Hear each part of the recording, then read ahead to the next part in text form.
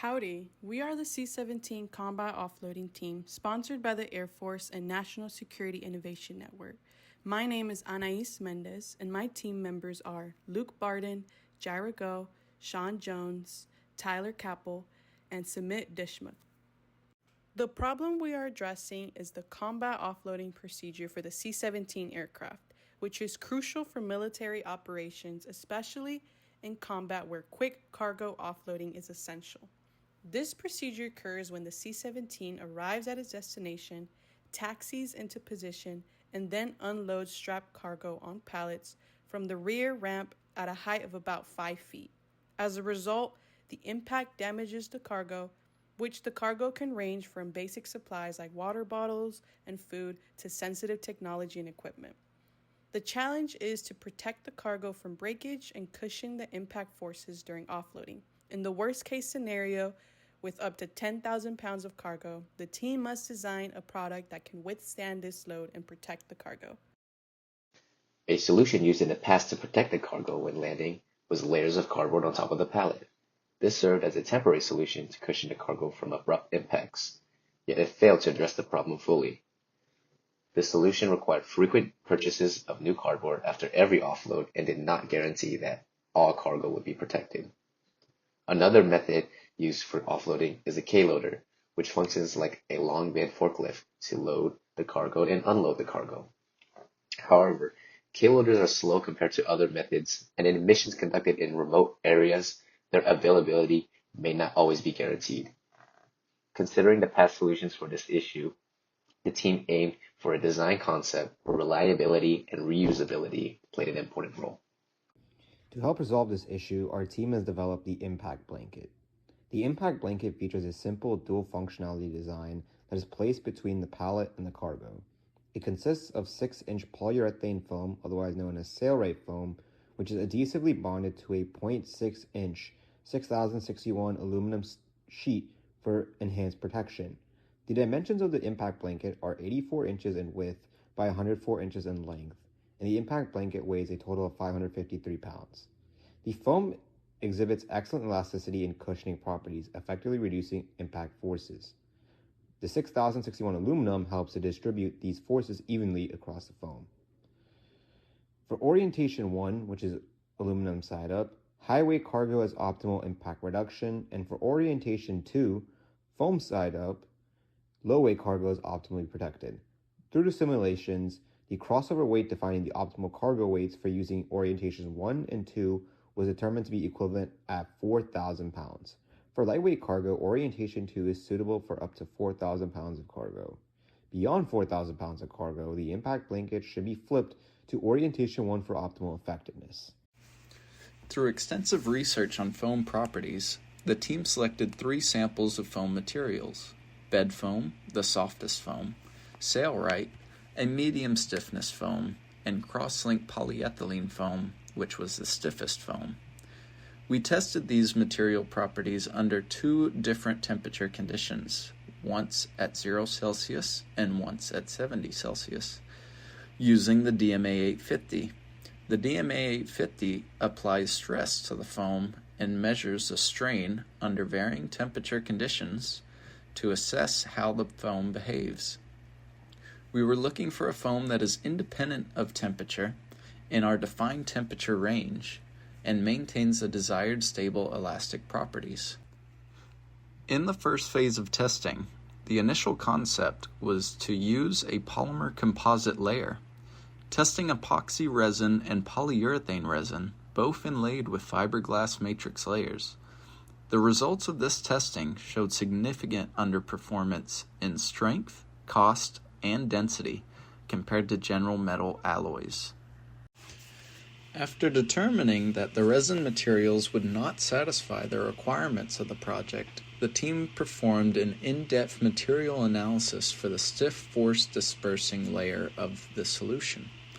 An Ashby chart comparing both the modulus of elasticity and the yield strength of various materials in comparison to the material density was used to determine which materials would qualify for the material screening stage.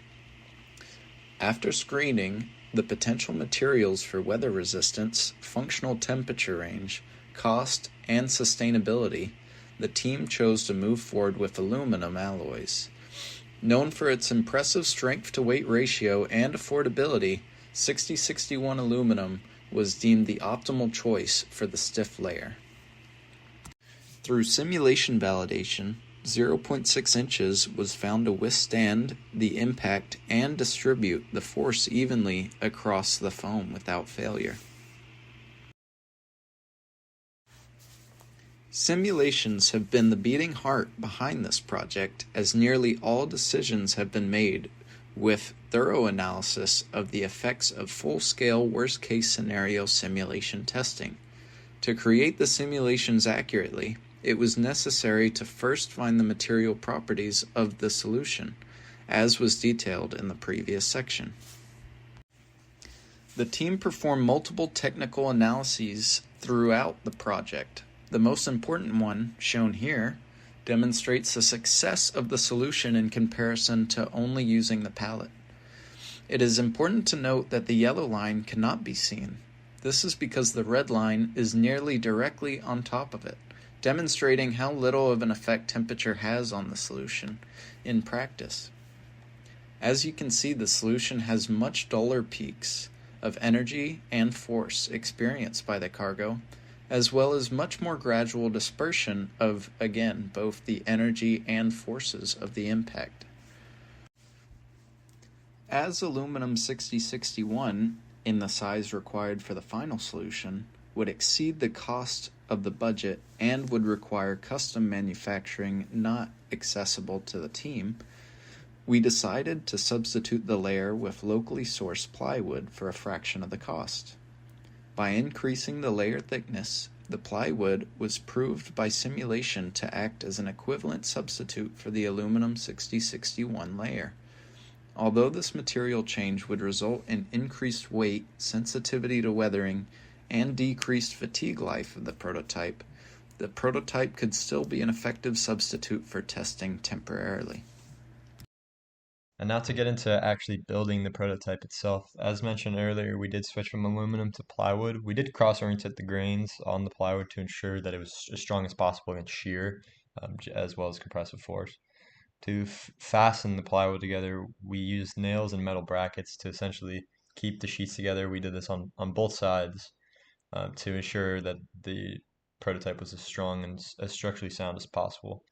For the foam, we ended up cutting larger pieces into ones that fit the dimensions of the plywood, and then used a foam adhesive to actually kind of mend everything together. And you'll see the final product at the end of the presentation.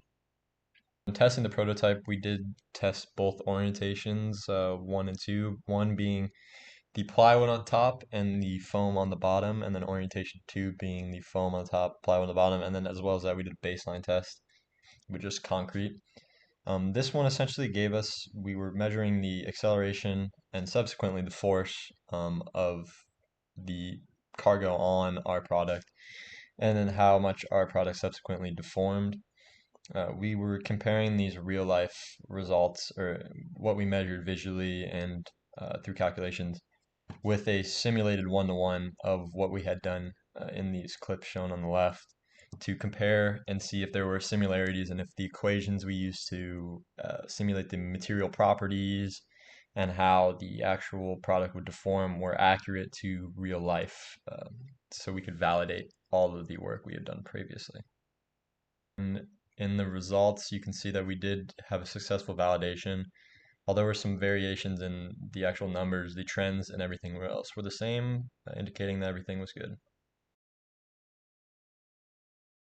The most common approach to mass manufacturing is plate shearing from a larger casted stock sheet using a machine with powerful sharp blades or a water jet cutter. For small-scale production, large-scale milling or grinding can be used instead. The sheet would then undergo deburring, surface treatments, and quality control before being assembled with the foam layer, packaged, and shipped. For large-scale production, a custom mold can be used to set the shape and dimensions of the foam as it expands from the mixing ingredients.